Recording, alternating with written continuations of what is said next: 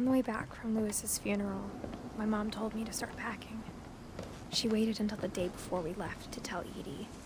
I'm not sure if she wanted to make it easier or harder. I wish we'd stayed.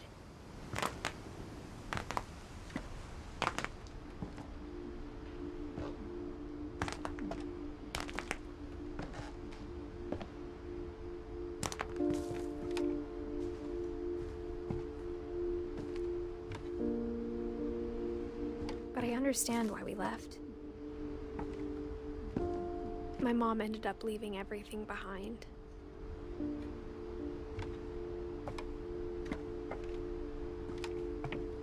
What happened that night had been coming for a long time.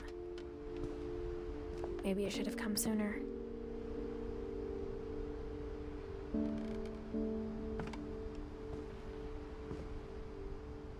But it had to end one way or another.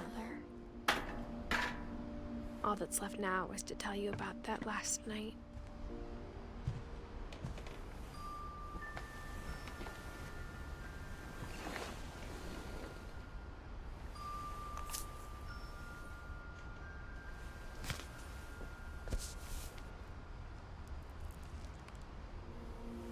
That whole last day, Edie just watched us pack and didn't say a word.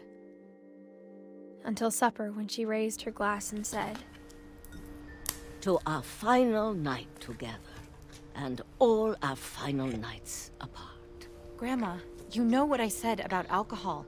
Some of your medications are very Edith, specific. I left a present for you in the hallway. Why don't you go open it? The grown-ups have to argue now. I'm sorry, you're right. We're all leaving tomorrow. Let's just enjoy our last... I'm not leaving. Edith, you're excused.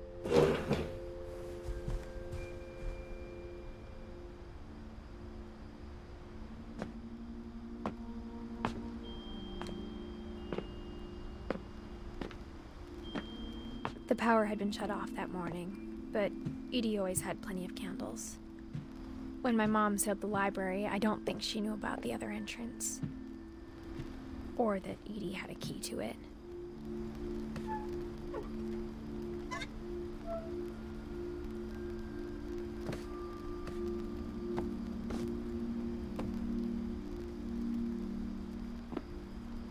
That thing you're afraid of isn't going to end when you leave the house.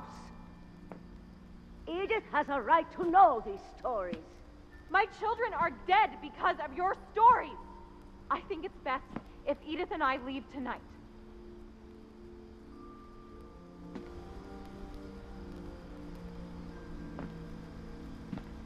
We'll have the nursing home send a van for you in the morning, okay?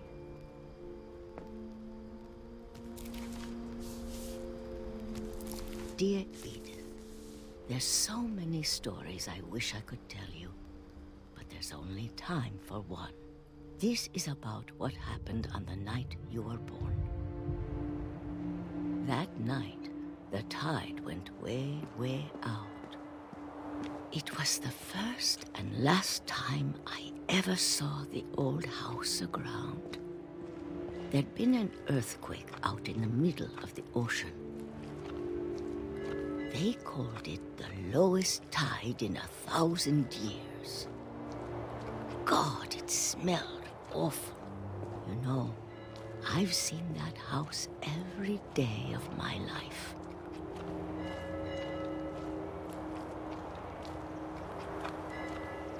But I never thought I'd go back to it. When the fog rolled in, I lost my way.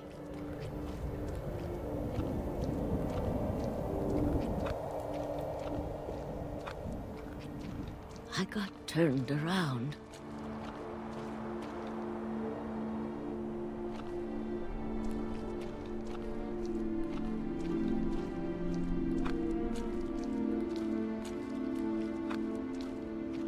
For a while, I wandered.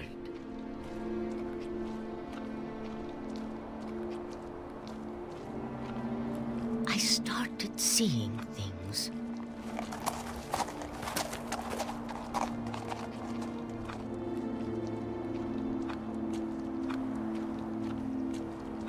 things I'd forgotten had ever existed.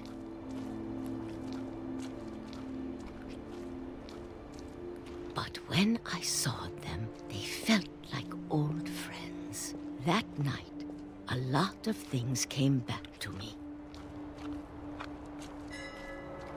Or maybe I came back to them.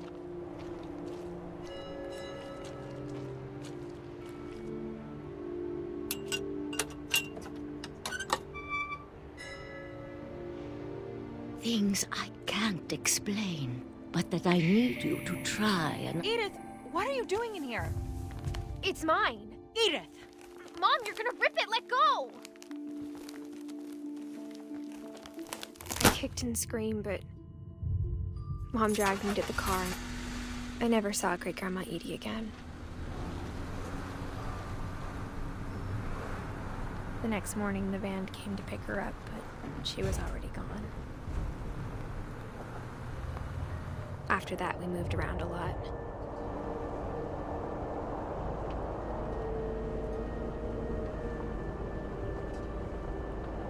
We both tried to make the best of it.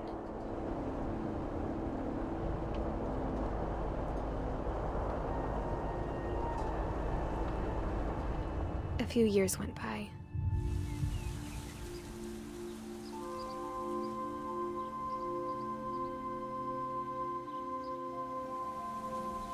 My mom didn't like to talk about it,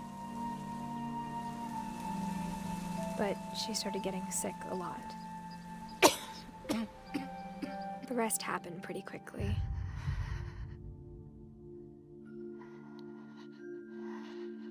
She got better for a while, and then she didn't.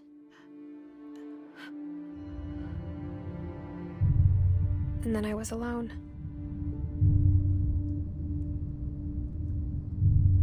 The last Finch left alive.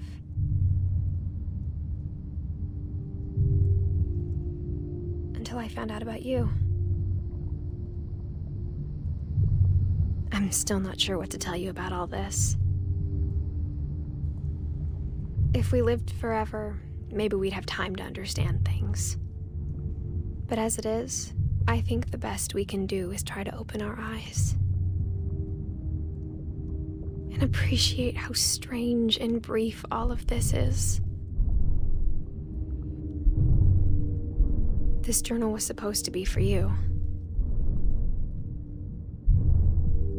But now I hope you'll never see it. I just want to meet you and tell you all these stories myself. But I guess if you're reading this now, things didn't work out that way.